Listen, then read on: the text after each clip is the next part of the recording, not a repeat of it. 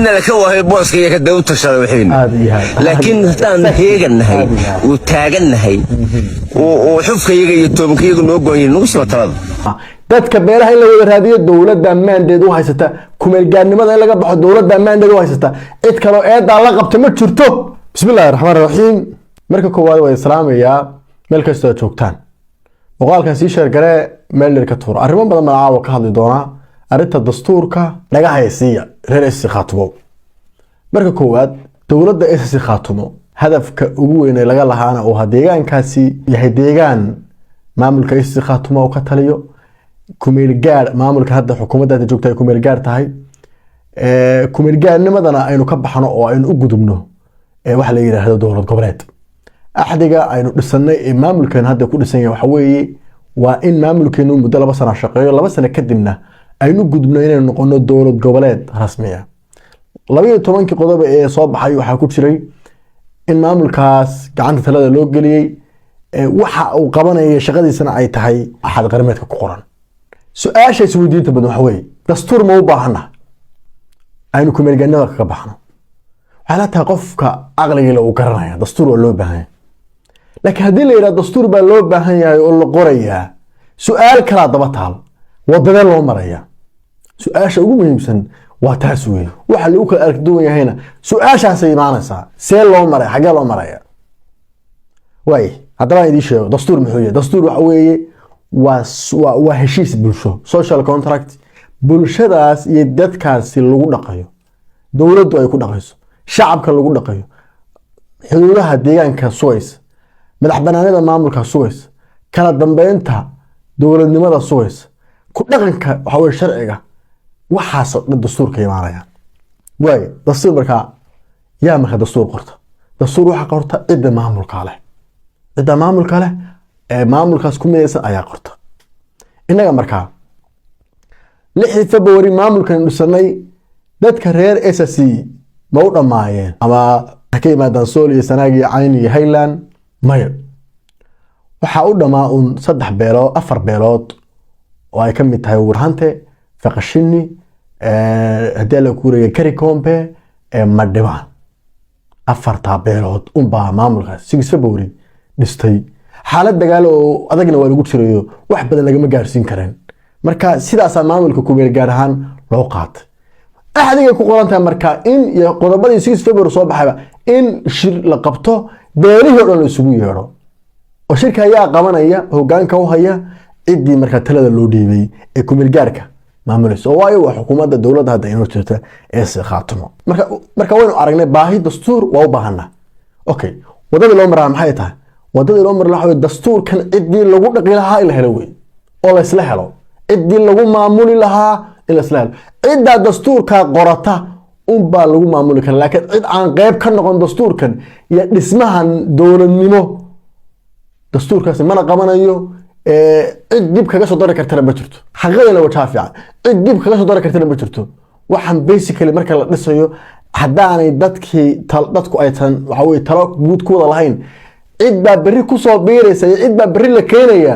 waxaas wax maskaxda gali kara ma aha. haddaba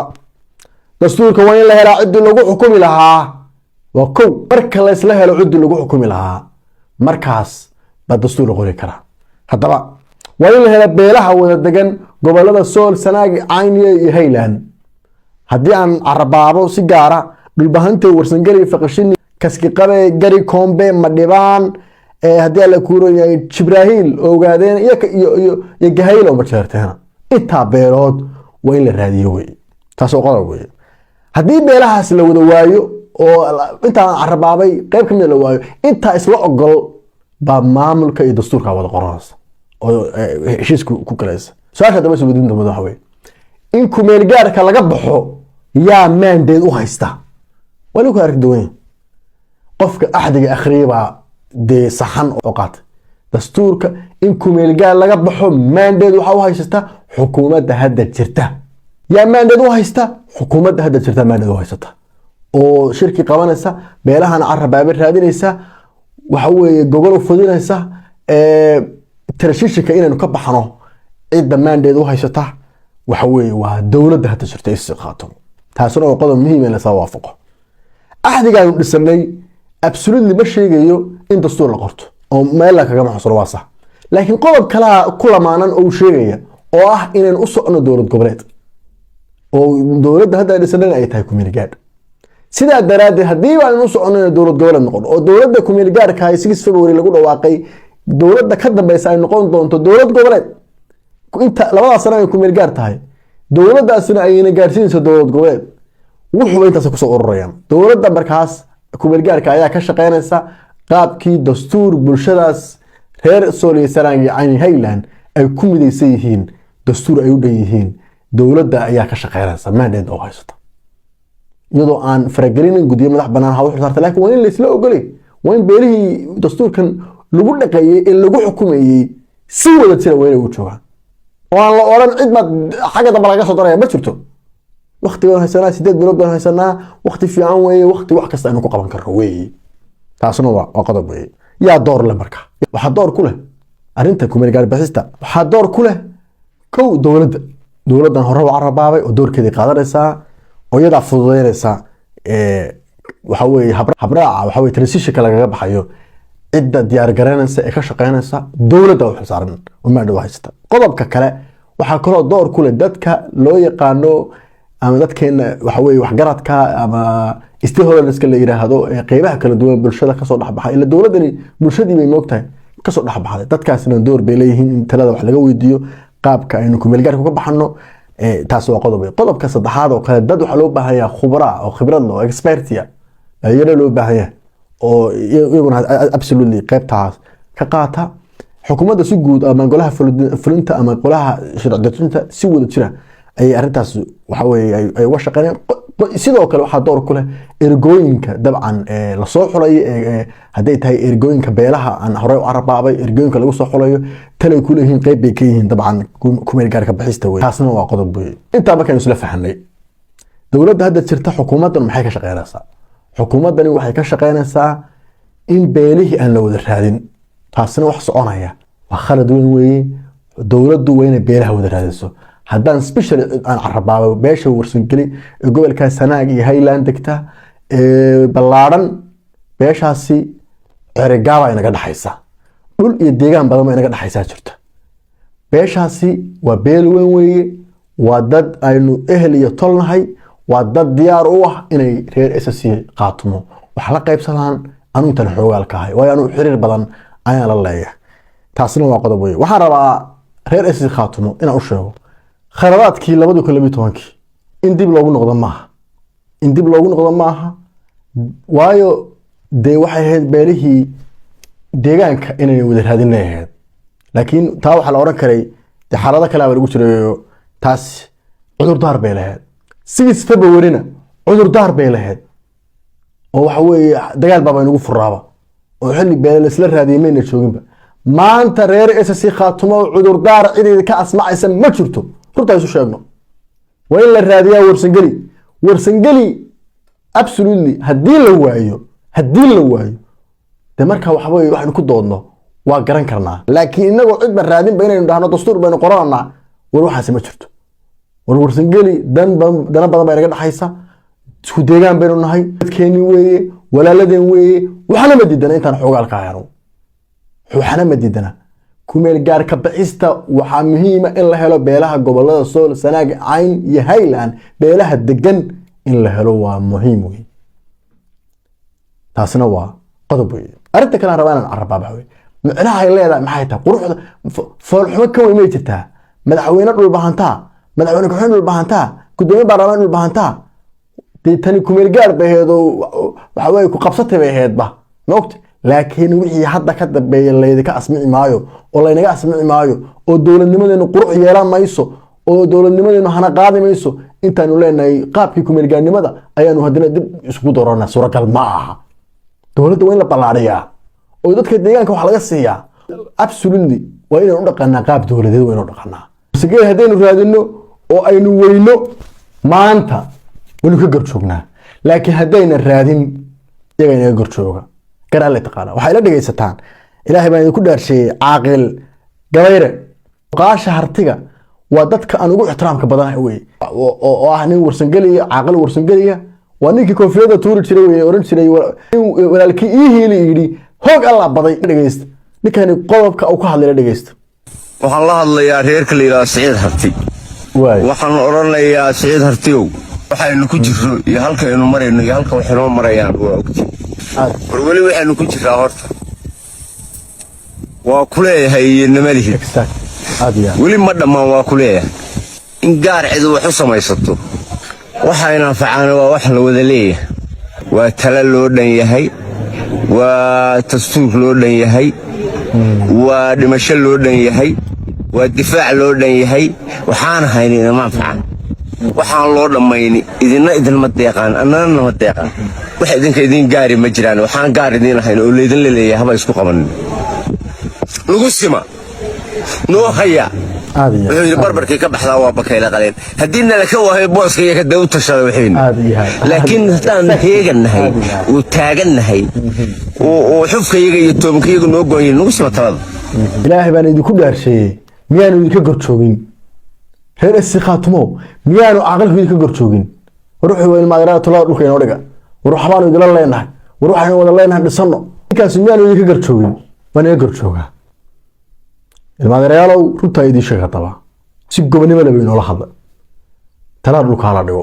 xukuumaddan leh talada dhulka la dhigo dadka la wada raadiyo tolka aqalkan waa mahadsan wallahi hadal dhaxal gal ah ayuu ku hadla intaas waa qodob hadii la waayo warsan gali waa sida uu sheegay horta xaq baad u leedin wixina dastuurkina qorta laakiin anagoo diyaaro heegan ku jira sabab nolol dhaw hadii la kuureeyo nolol ignore garay war waxaas ceeb weeye gobonimona ma dowladana mas'uulka isna mas'uulka ma adkana mas'uulka ma dadka beeraha in la wada raadiyo dowladda maandeed u haysata kumeel gaarnimada in laga baxo dowladda maandeed u haysata cid kale eeda la qabto ma jirto bas axdiga ku qoran tahay cida shirweynaha qabanaysa cida beeraha suraadinaysa cida diyaar gareynaysa waxa weeye qaabkii transitionka looga bixi lahaa dowladda weyn mid kale arin aad iyo aad u farxo ma arag maxaa ismada loo caayaya maxaa dhaqanka loo caayaya maxaa siyaasiyiinta loo caayaya haddii siyaasigu ka aragti duwanaado waxaan la hadlayaa kuwa dowladda si gaara dowladda magaca ka dilaya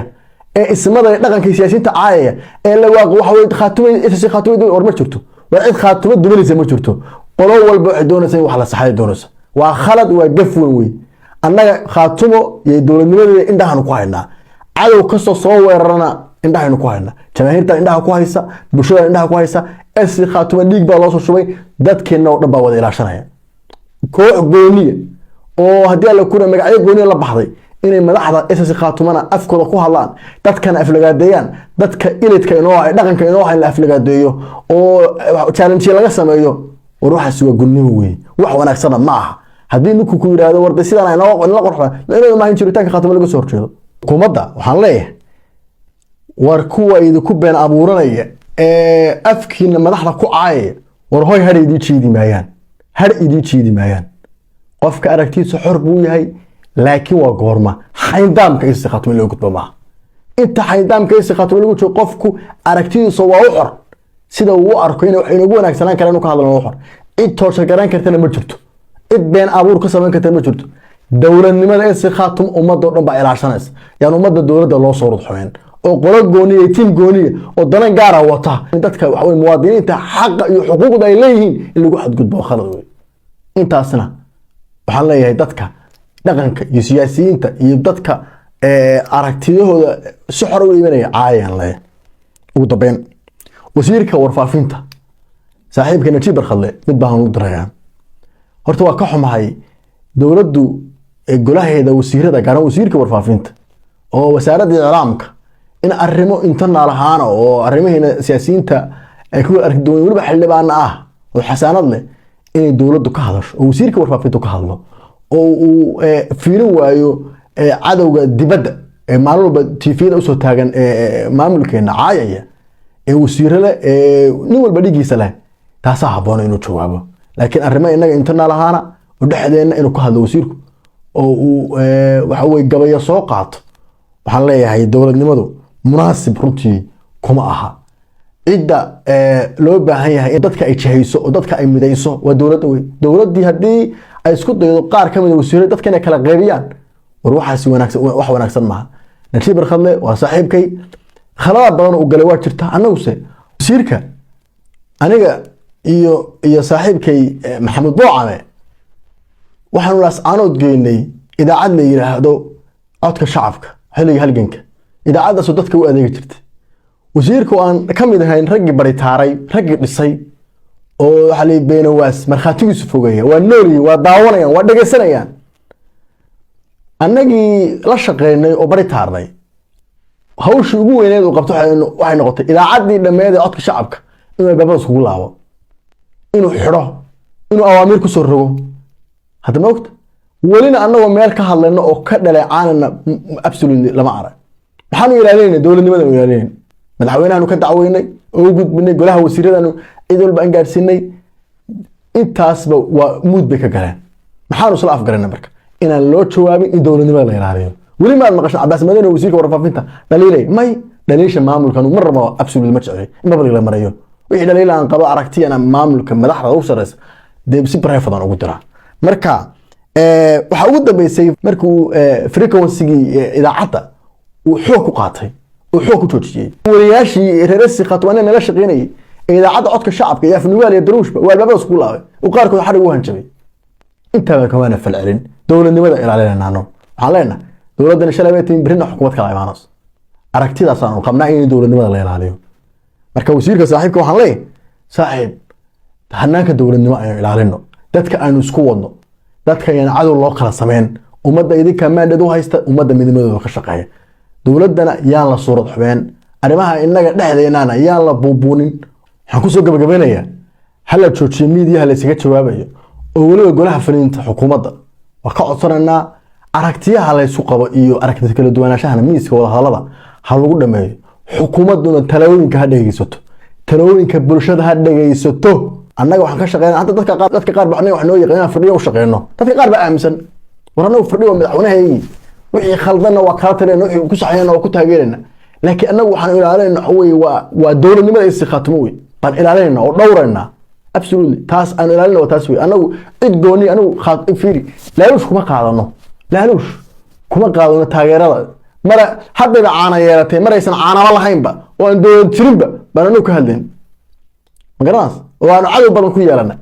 waajib weeye arinta ugu muhiimsan aan kusoo gabagabeyn waxa weeye midnimada ha la ilaaliyo wadajirka ha la ilaaliyo dowladuna talooyinka ha dhegeysato intaas aan kusoo gabagabeynaya insha Allah